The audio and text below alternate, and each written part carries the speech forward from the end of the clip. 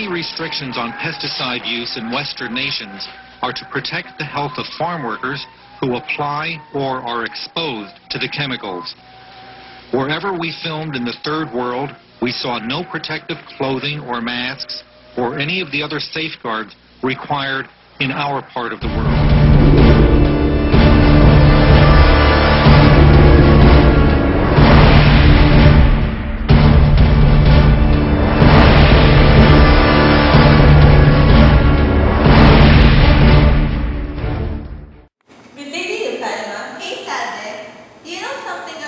Pesticide poisoning?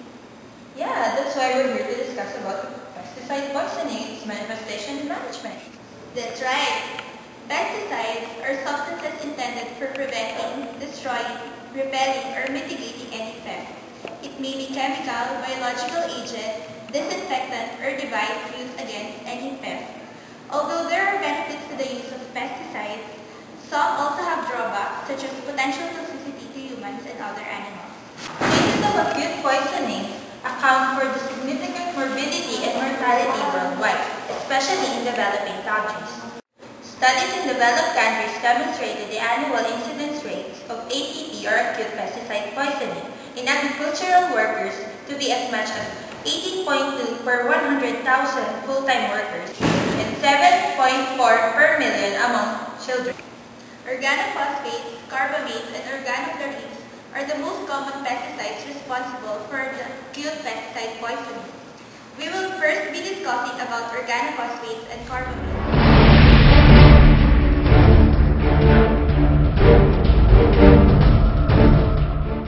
Organophosphates, as cholinesterase inhibitors, exert its toxic effects by inhibiting acetylcholinesterase, which results in the accumulation of excessive acetylcholine at the synapse. When accumulation of acetylcholine at the synapse happens, it initially stimulates and later paralyzes the cholinergic transmission in the CNS, autonomic ganglia, parasympathetic nerve endings, some sympathetic nerve endings, and neuromuscular junctions. Carbamates, on the other hand, inhibits acetylcholinesterase, but carbamylate is the serine moiety at the active site instead of phosphorylation. This is a reversible type of binding, and hence symptoms are less severe and of short duration. Carbamates does not penetrate in the CNS effectively, and most carbamates are poorly absorbed across the skin compared to organophosphates. These are the representatives of organophosphate and carbamates.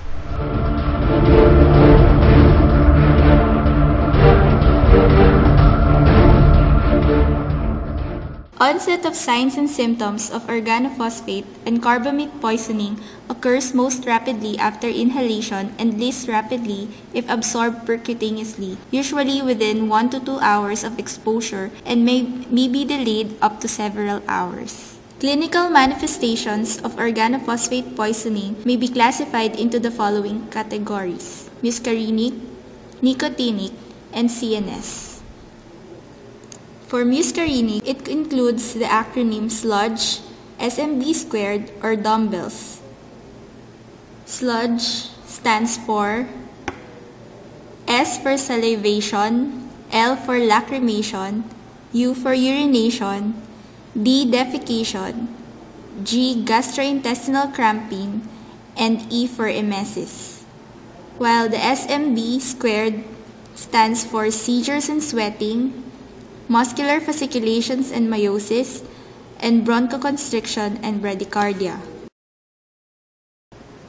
For nicotinic features, muscle fasciculations, muscle cramps, fatigue, loss of deep tendon reflexes, paralysis, tremors and weakness, tachycardia, and hypertension.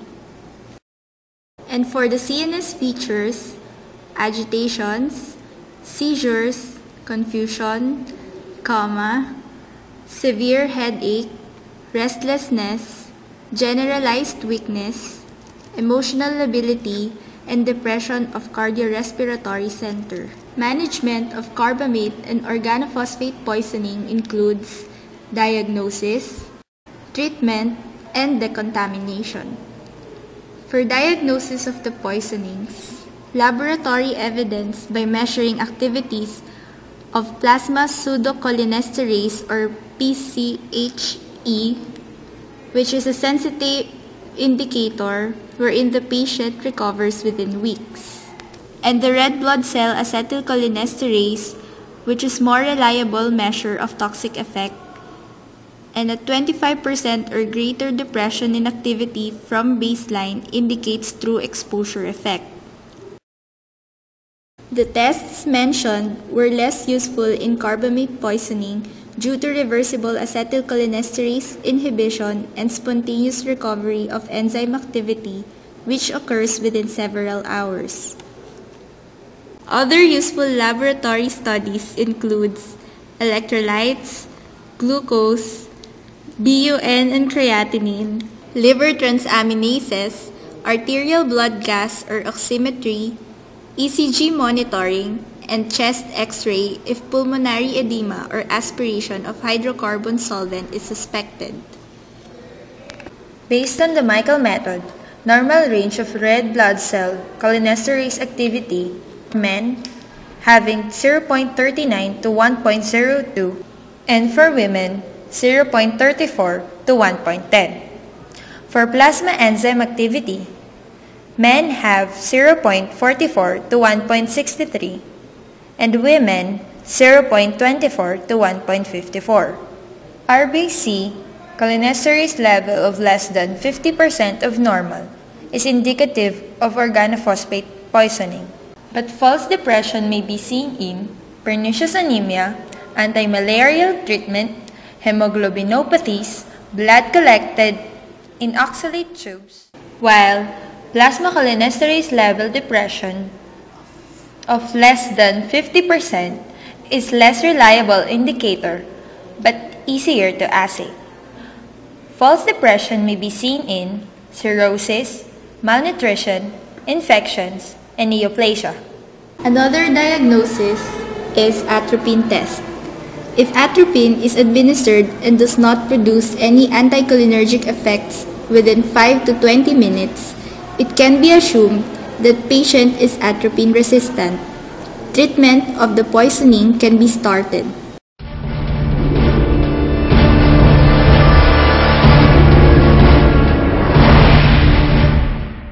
In treating organophosphate and carbamate poisoning, emergency and supportive measures are beneficial, which includes maintaining an open airway and assisting ventilation, paying attention to respiratory muscle weakness as sudden respiratory arrest may occur, and administering supplemental oxygen if needed.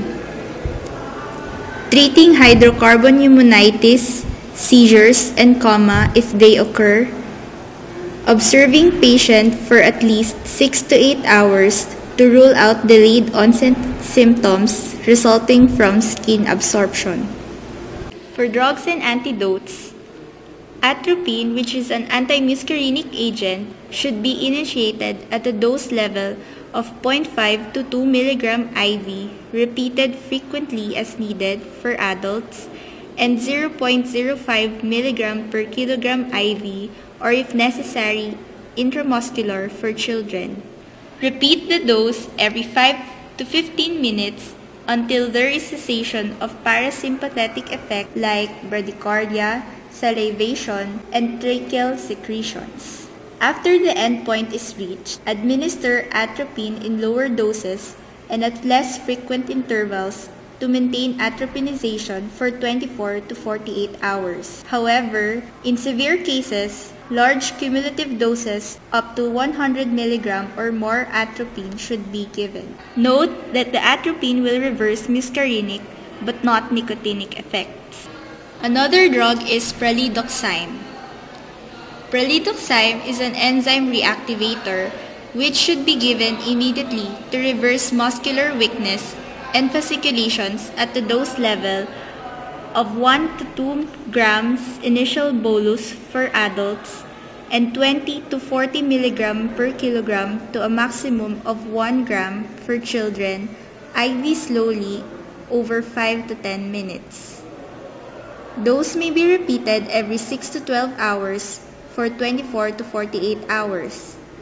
Decontamination is also vital in the management of poisoning. Rescuers must wear chemical protective clothing and gloves, and when the victim has heavy liquid contamination such as xylite or toluene, clothing removal and victim decontamination should be carried out. For skin spillage, remove all decontaminated clothing and wash exposed areas with soap and water. In cases of eye exposure, irrigate with copious tepid water or saline. And for ingestion, administer activated charcoal and do not induce vomiting because of the risk of abrupt onset of toxicity. Perform gastric lavage for large recent ingestions. By the way, pralidoxam is not generally recommended for carbamate intoxication because in such cases, the cholinesterase inhibition is spontaneously reversible and short-lived. However, if the exact agent is not identified and patient has significant toxicity, pralidoxam should be given empirically. Accidental poisonings can be avoided by proper labeling and storage of containers. When handling or applying pesticides, exposure can be significantly reduced by protecting certain parts of the body where the skin shows increased absorption, such as scrotal region, underarms, face, scalp, and hands. Using chemical-resistant gloves has been shown to reduce contamination by 33 to 86%. Acute pesticide poisoning is a large-scale problem, especially in developing countries. Specific treatments for acute pesticide poisoning are often dependent on the pesticide or class of pesticide responsible for the poisoning. However, there are basic management techniques that are applicable to most acute poisonings, including skin decontamination, airway protection, gastrointestinal decontamination, and seizure treatment.